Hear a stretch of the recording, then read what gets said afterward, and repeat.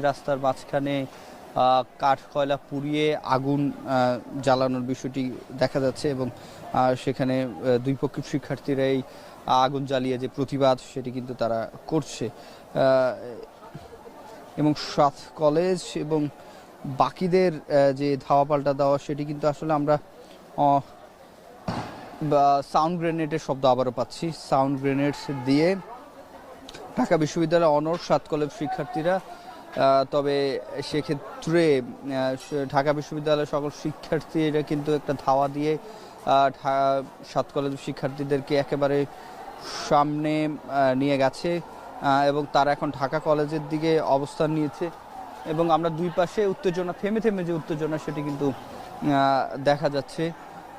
এবং মাঝখানে দেখতে পাচ্ছেন পুলিশ সদস্যরা ব্যারিকেড দিয়ে কিন্তু দুই পক্ষকে দুই পাশে সরিয়ে